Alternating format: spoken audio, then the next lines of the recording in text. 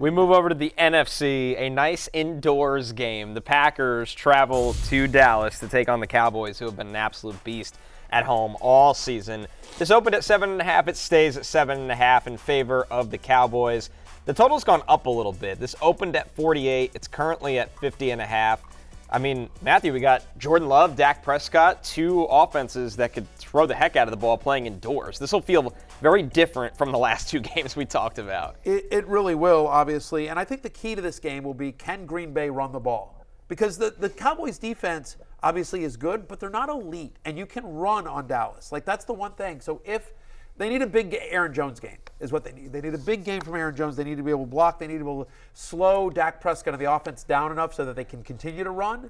But I kind of like the Packers plus 7.5 in this one as well. In terms of DraftKings picks, my guy Aites, CeeDee Lamb. You guys call him CeeDee Lamb. I call him Aites. But come on, like 12 straight games with at least 16 fantasy points. I'm willing to pay up for him. He's $9,000, but I'm willing to pay up for him. He's had 9 straight games scoring at least 1 touchdown. 6 straight games with double-digit targets.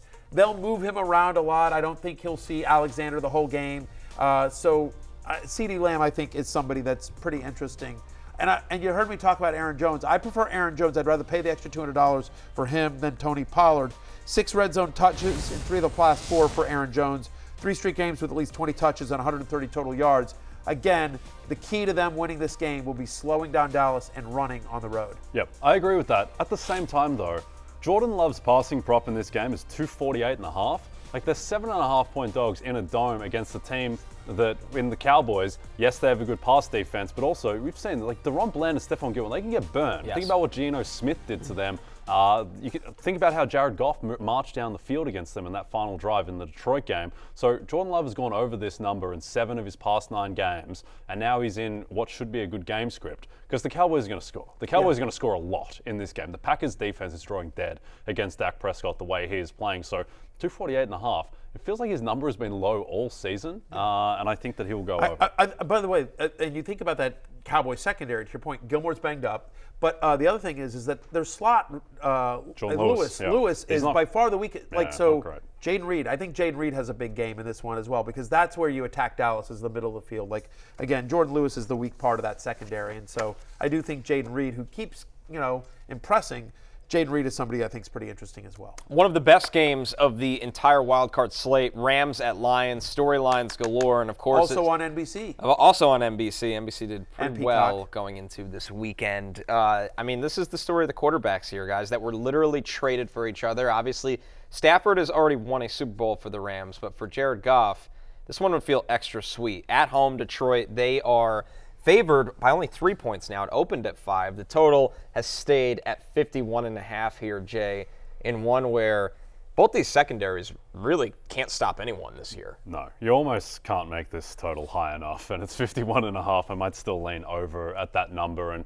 we spoke about this the other day. This is being billed as the Matthew Stafford game. No, this is the Jared Goff game. He's the guy that they got rid of, and then they won the Super Bowl almost immediately after. And this is a game for Jared Goff's legacy. Matthew Stafford is a made man. He won a Super Bowl. This is all about Goff.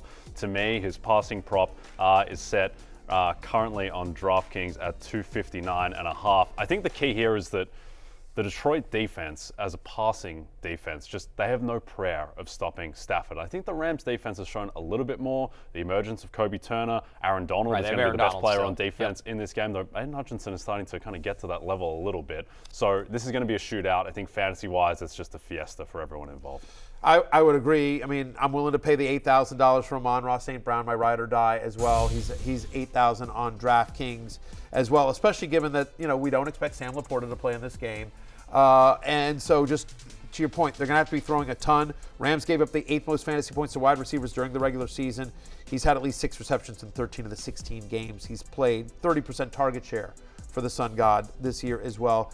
Gibbs will be involved in the passing game as well. And then, of course, other side of the ball, Puka, Lions allow the 2nd most fantasy points to wide receivers during the regular season.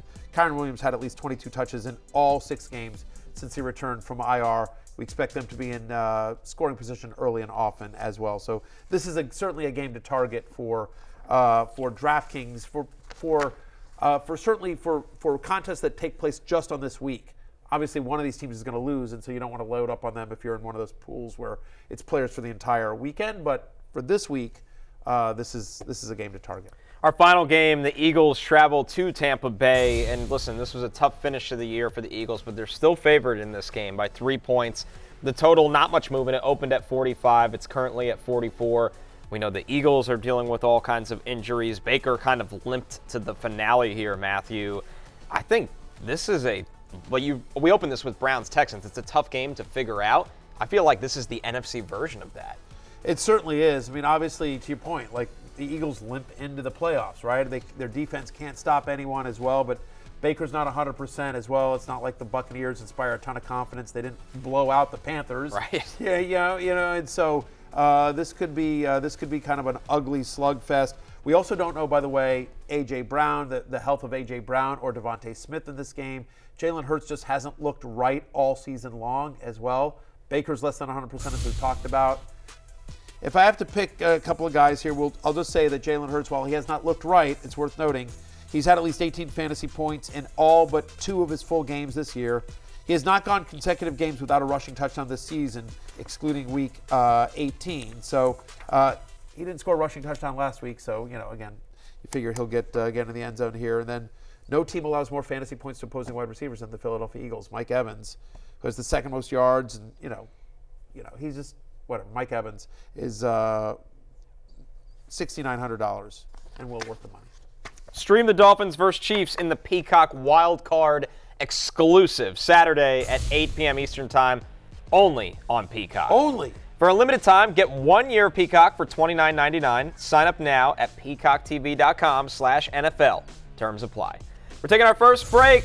When we're back, little who's eating good, and we're also going to talk fantasy playoff formats for those that want the season to roll on.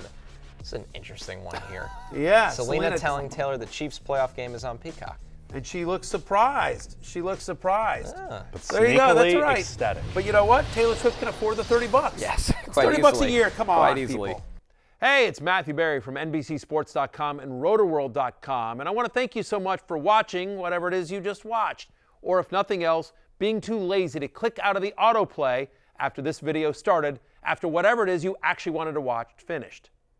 But now that you're here, I'd like to take a moment here to ask you respectfully now, okay? I'm asking you respectfully to subscribe to the NFL on NBC YouTube channel.